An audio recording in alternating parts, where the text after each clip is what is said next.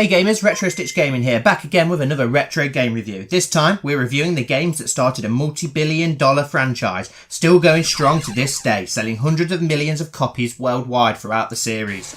I'm talking, of course, about Pokemon Red and Blue, developed by Game Freak and published by Nintendo. They were first released in 1996 in Japan as Red and Green version, Blue being released a year later as a special edition. They were later re-released as Pokemon Red and Blue in North America, Australia and Europe over the following 3 years, becoming the best-selling RPG of all time. The game takes place in the region of Kanto.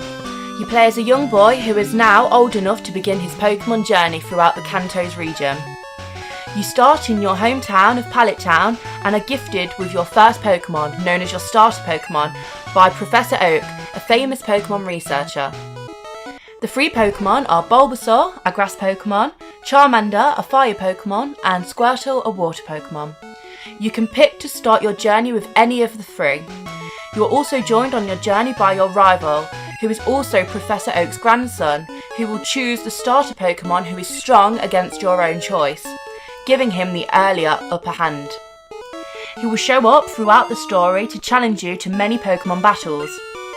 Whilst you travel through Kanto cities, you will encounter Pokemon gyms run by gym leaders, who each specialise in a different Pokemon type, such as fire, water, grass, psychic. There are 8 types of these gyms spread throughout the region, and you must defeat them all to earn the 8 gym badges you need to qualify for the Pokemon League, where you will face the Elite Four, the 4 strongest trainers in Kanto, followed by the champion. Throughout the game, you must also face off against an evil criminal organisation known as Team Rocket.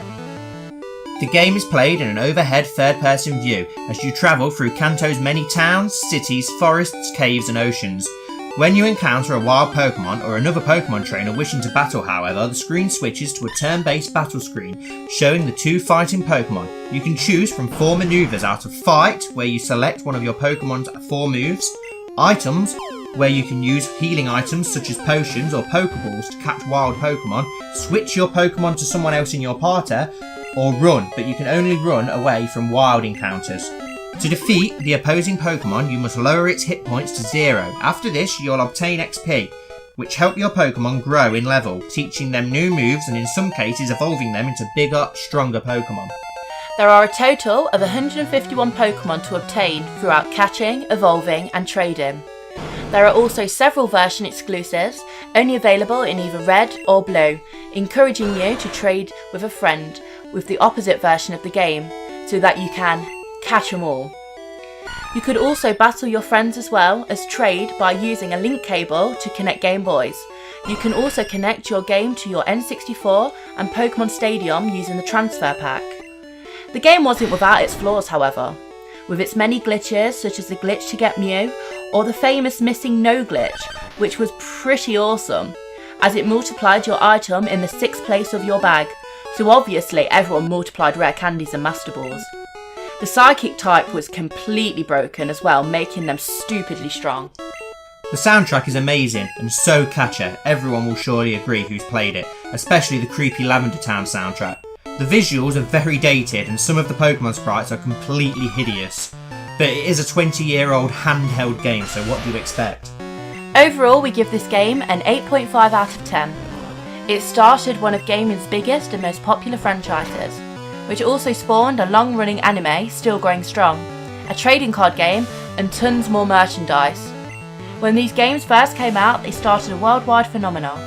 You couldn't go anywhere without seeing or hearing about Pokemon. Most people have probably played these games. If you haven't, you definitely should.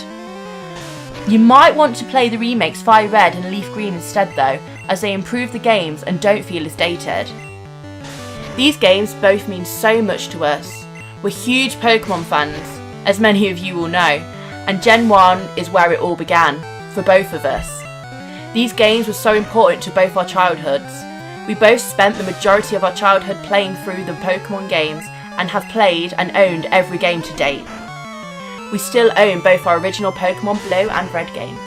We hope you enjoyed this review and found it useful. If there's any retro games you'd like us to review, just let us know, and if we have it in our collection, we'll review it for you. We plan on reviewing some newer games at some point as we aim to work our way through most of our collection. As always, we've been Retro Stitch Gaming. If you want to see more reviews or our top 10s or our Let's Plays, then why not subscribe to our channel for tons of gaming content almost daily. Thank you so much for watching as always, and we'll see you next time.